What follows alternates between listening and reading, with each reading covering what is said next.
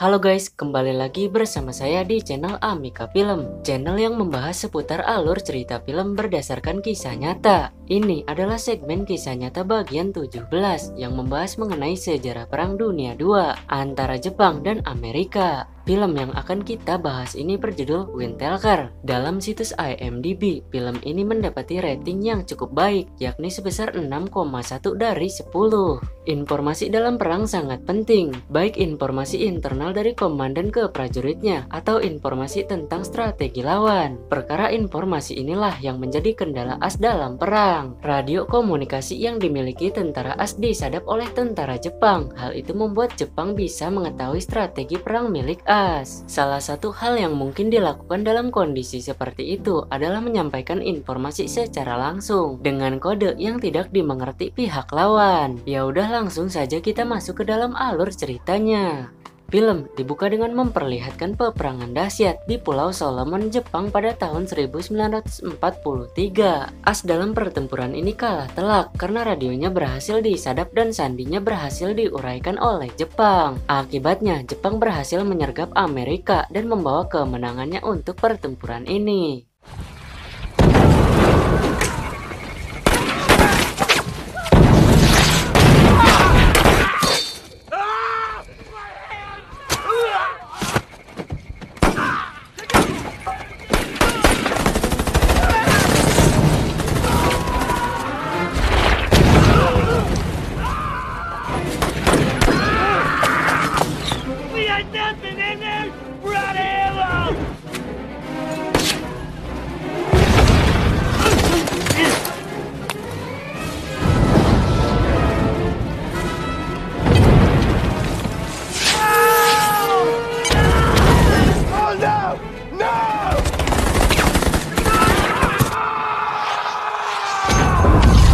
What do we call a tank?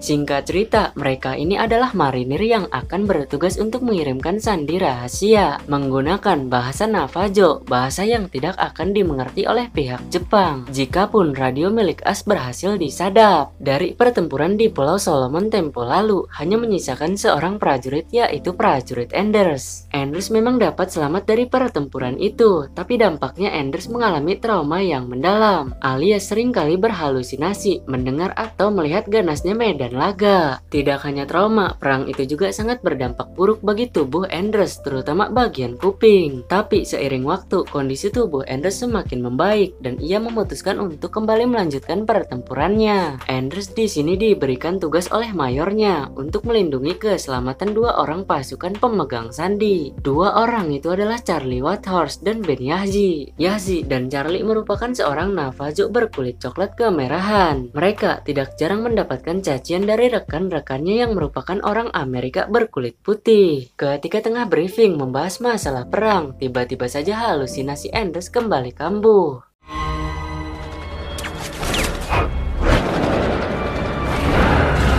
Any questions?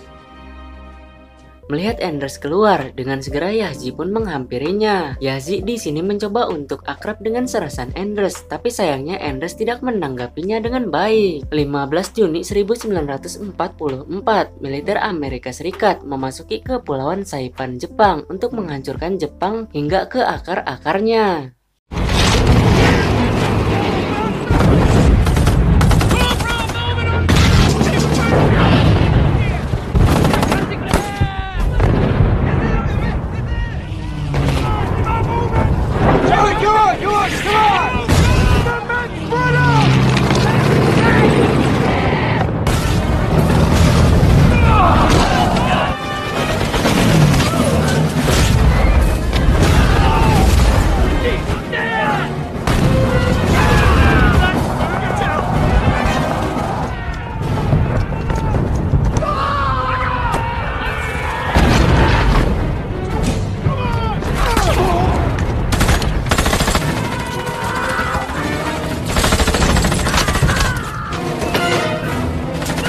Serasan Anders bertempur dengan sangat berani dan penuh dengan dendam. Hal ini terjadi setelah Anders dan rekan-rekannya dikalahkan dalam pertempuran di Pulau Solomon tempo lalu.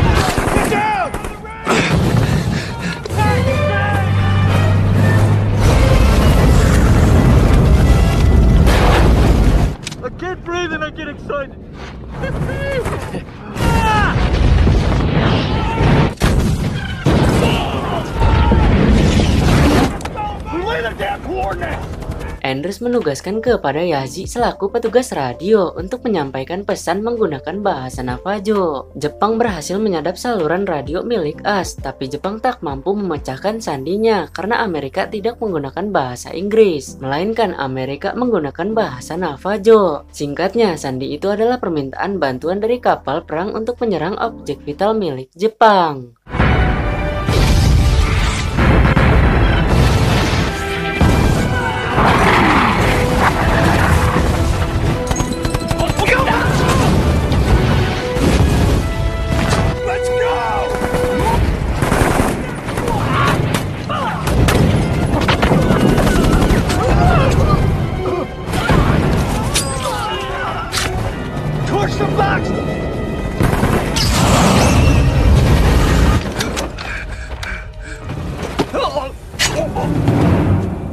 Untungnya Andrews cepat tanggap, jadi Yazi dapat diselamatkan. Untuk melumpuhkan senapan mesin itu harus dengan menggunakan bahan peledak. Andrews pun terpaksa turun tangan untuk menghancurkannya dengan di backup oleh prajuritnya.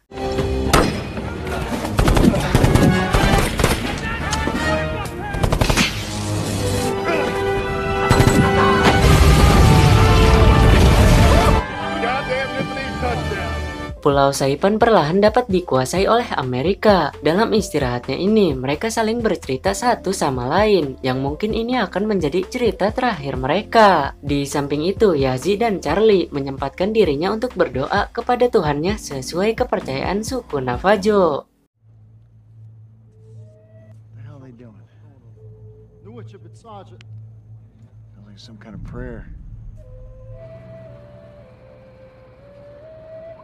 Suatu hari ketika mereka melanjutkan perjalanannya, di perjalanan itu mereka saling bercerita satu dengan yang lainnya. Yazi juga perlahan mulai diterima oleh rekan-rekannya alias lepas dari yang namanya diskriminasi, dan tiba-tiba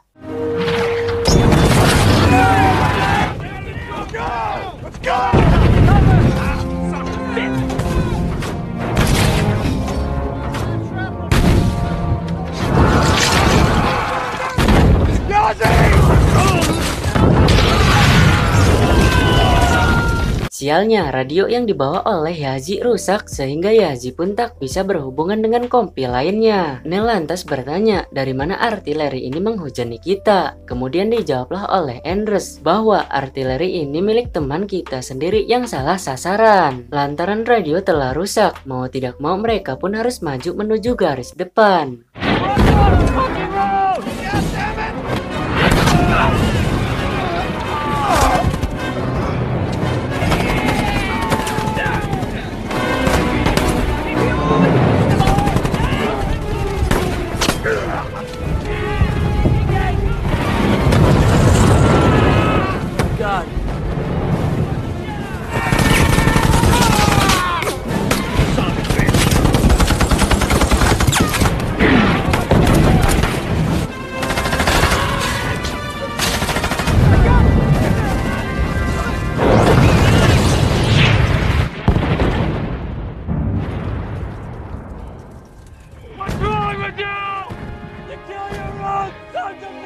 Dikarenakan banyak yang telah gugur akibat serangan salah sasaran itu, Yazi lantas berinisiatif untuk menyamar sebagai tentara Jepang, sedangkan Andrews berpura-pura sebagai seorang tawanan. Tujuan dari penyamaran ini adalah mereka ingin mengambil alih radio Jepang. Operasi pun lantas dilakukan.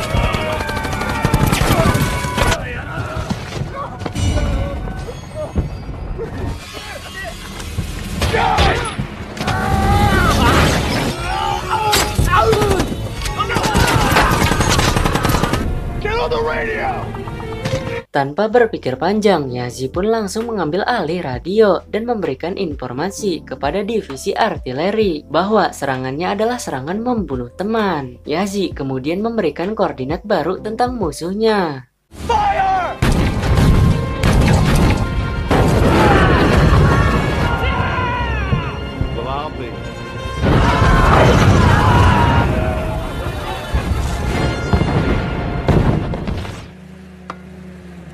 Berkat aksinya itu, Anders mendapatkan medali. Anders lalu mengatakan bahwa aksinya itu tidak dilakukan sendiri melainkan dengan Yazi. Yazi memang tidak mendapatkan medali, tapi nama Yazi akan harum dan dikenang oleh rekan-rekannya. Seiring waktu, kini Yazi dan Anders semakin dekat dan tak jarang keduanya berbagi cerita tentang keburukan yang pernah mereka lakukan di masa lalu. Untuk dapat menguasai Pulau Saipan, Amerika tentunya harus menyisiri satu persatu rumah warga. Penyisiran dilakukan dengan hati-hati karena bisa jadi tentara Jepang bersembunyi. Setelah dinyatakan aman, mereka pun memutuskan untuk mengamankan area ini. Di tengah santainya ini, Ox dan Charlie mencoba menghibur diri dengan bermain musik.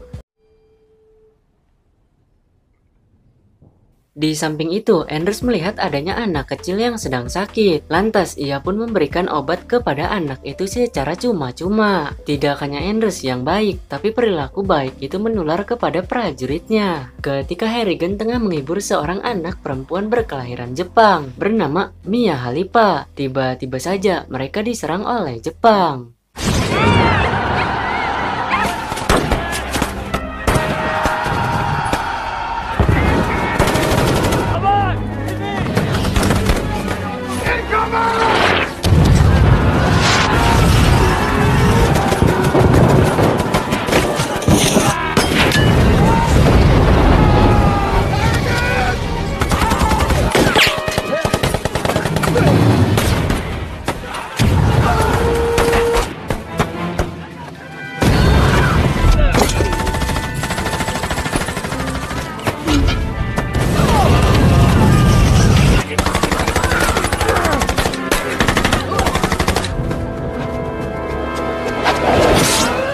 Jika tidak diselamatkan oleh Charlie, mungkin Chick sudah menghadap bapak yang di atas. Penyelamatan ini tentunya membuat Chick sesaat terdiam karena ia tidak jarang rasis dengan Charlie serta Yazi yang merupakan orang dari suku Navajo. Meskipun Charlie memiliki badan yang gemuk, tapi hal itu bukan menjadi halangan bagi Charlie.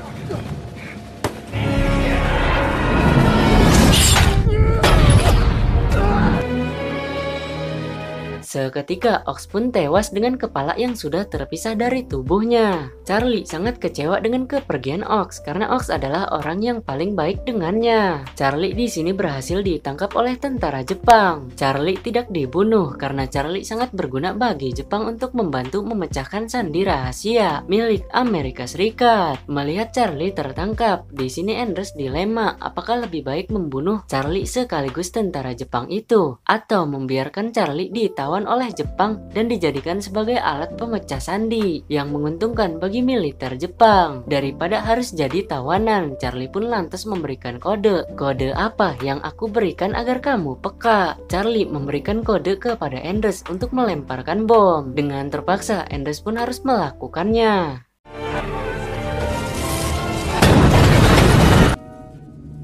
Perang ini dimenangkan oleh Ash. Pasca melakukan hal itu, Anders nampak sangat merasa bersalah. Dan Yazi yang melihat sahabatnya telah tergeletak, tak kuat menahan tangis. Anders dengan jujur mengatakan bahwa ialah yang telah melakukan ini kepada Charlie. Tanpa ragu, Yazi pun langsung menghajarnya. Dan fatalnya Yazi di sini menodongkan pistol kepada Anders. Anders yang merasa sangat bersalah itu mengizinkan untuk Yazi menembaknya. Tapi beruntungnya sebelum setan lewat, Yazi sudah terlebih dahulu disadarkan oleh rekannya.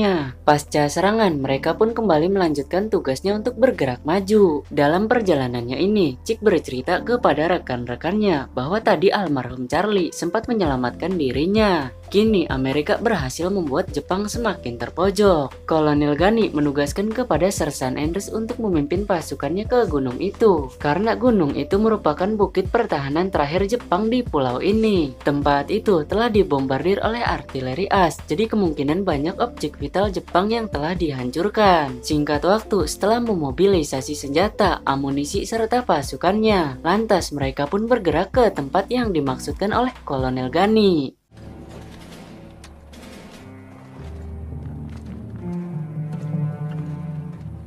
Freeze!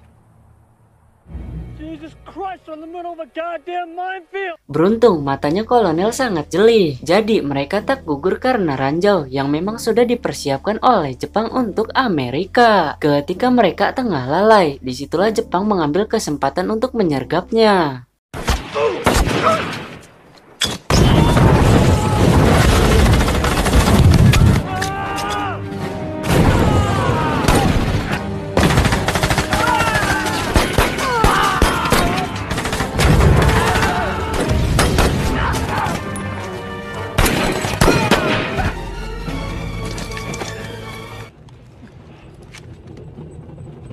Dari bukit ini, Kompi 8 dapat terlihat jelas, yang dimana mereka juga tengah melakukan penyisiran untuk menghabisi tentara Jepang. Sialnya, ketika Kolonel Gani bersama prajuritnya ingin melanjutkan penyisirannya, mereka lagi-lagi kembali disergap oleh tentara Jepang. Kolonel Gani langsung diamankan untuk diberikan perawatan medis, sedangkan sisanya tetap melanjutkan pertempuran. I got you.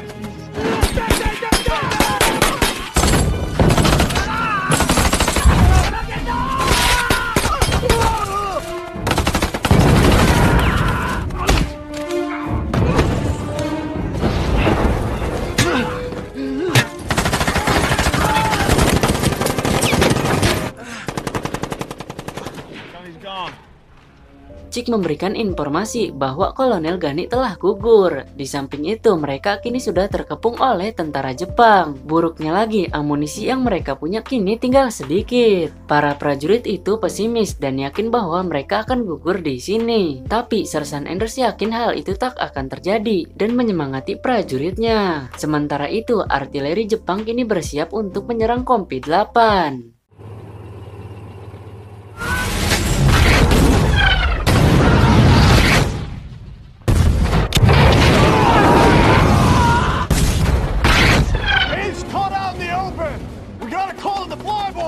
Untuk mengatasi ini, satu-satunya cara adalah meminta bantuan udara untuk menghancurkan objek vital yang dimiliki oleh tentara Jepang. Inisiatif pun dilakukan oleh Sersan Enders untuk mengambil radio itu, sedangkan prajuritnya memberikan tembakan perlindungan untuk Sersan Enders.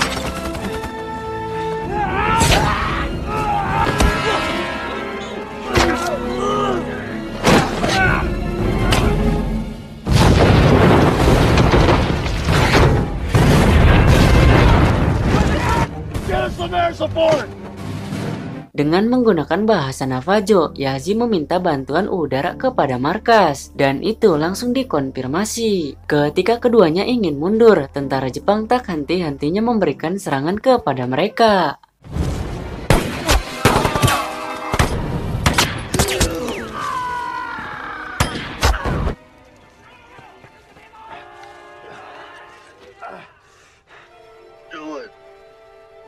Do it, Joe.